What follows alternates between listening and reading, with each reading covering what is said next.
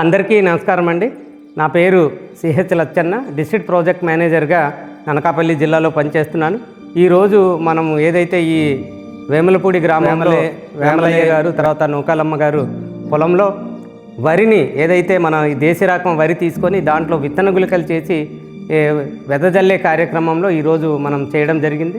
ముఖ్యంగా రైతులందరినీ కూడా ఇక్కడికి ఇన్వైట్ చేసి ఈ పద్ధతి ఎందుకు చేస్తున్నాము ఏంటి అన్నది కూడా వివరించడం జరిగింది. ముఖ్యంగా ఏదైతే విత్తన గుళికల ద్వారా వేయడం వల్ల ముఖ్యంగా రైతులకి కావాల్సిన లాభాలు ఏంటంటే, మరి ఈ వర్షాలు అనేది పడట్లేదు. ఇలాంటి పరిస్థితుల్లో కూడా ఖచ్చితంగా ఇవి మంచిగా ఎప్పుడైతే వర్షం పడిందో అప్పుడు మొలకెత్తుతాయి.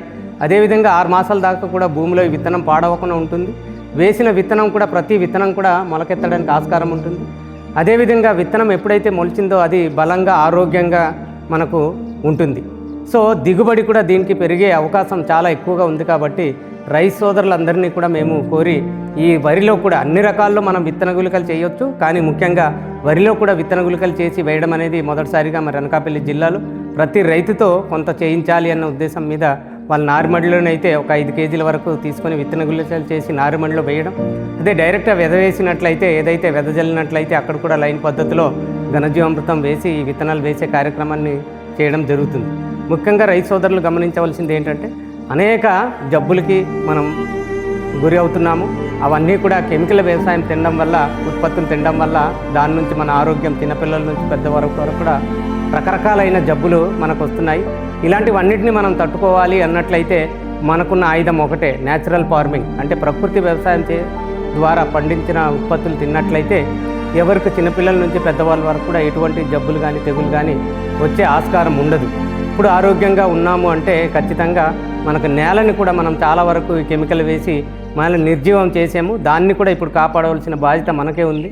నీరు, గాలి, వాతావరణం మొత్తం కూడా కలుషితం అవుతుంది. కాబట్టి ఈ న్యాచురల్ ఫార్మింగ్ అనేది చాలా ఇంపార్టెంట్ అని చాలా పెద్ద పెద్ద వ్యక్తులు మన సీఎం గారు అయితేనేమి, పిఎం గారు అయితేనేమి, నాయకులు అయితేనేమి అందరి నోటి వెంట కూడా ఇంకా ప్రకృతి వ్యవసాయం చేయాలి అన్న దృక్పథంతో ప్రతి ఒక్కరు అంటున్నారు.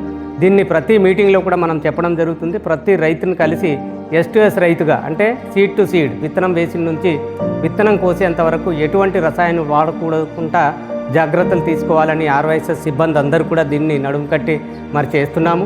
మరి రైతు సోదరులు మేము కోరేది ఒకటే, మనకు పాడి ఏదైతే ఆవులు కానీ గేదెలు కానీ మీరు మేపుతున్నారు వాటికి కూడా పారాగడ్డిలో బాగా యూరియా కానీ DAP కానీ వేసి రసాయనాలతో పెంచిన గడ్డే వేయడం వల్ల అవి కూడా బలహీనంగా ఉండి అనారోగ్యం పాలవుతుంది.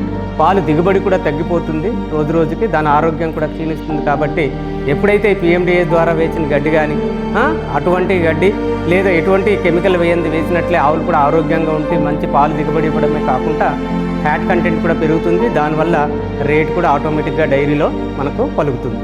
సో రైతు సోదరులకు మేము కోరేది ఒకటే, ఈ సీజన్ అనేది ఎలినో సంవత్సరం అని అంటున్నాము. ఎలినో అంటే మరి మీ అందరికీ తెలిసిందే, మనకు వర్షాలు సరైన సమయంలో పడినా ఒకవేళ విపరీతమైన వర్షాలు పడే ఆస్కారం ఉంటుంది. ఈ జూలై మంత్ 16th వచ్చాము, అయినా వర్షాభావ పరిస్థితుల్లో మనం ఉన్నాం. 1వ తారీఖు నుంచి ఈ రోజు వరకు 16-15 రోజుల వరకు ఎటువంటి రెయిన్ఫాల్ మనం రిసీవ్ చేసుకోలేదు.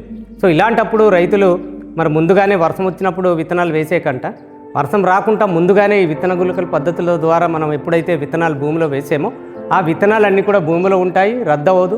మనం పక్షుల బారి నుంచి కానీ, చీమల బారి నుంచి కానీ, రకరకాల కీటకల బారి నుంచి కానీ ఈ విత్తనం అనేది రద్దవుతుంది. కాబట్టి మనం వేసిన విత్తనం 100% విత్తనాలు మొలకెత్తాయి, 100% గింజలు కూడా మనకు ఉపయోగపడేటట్టు ఉంటుందని రైతు సోదరులందరికీ కూడా తెలియజేసుకుంటున్నాము. ఈ పద్ధతిని ప్రతి ఒక్క రైతు ఆచరించాలని పేరున ధన్యవాదాలు తెలియజేసుకుంటున్నాను. ఈ కార్యక్రమాన్ని మరి పెద్ద ఎత్తున మన RYSS సిబ్బంది అందరూ కూడా మనకు ICRP నుంచి NFA వరకు దీన్ని పాల్గొని సక్సెస్ చేసినందుకు అందరికీ ధన్యవాదాలు తెలియజేస్తున్నాను. Okay, thank you.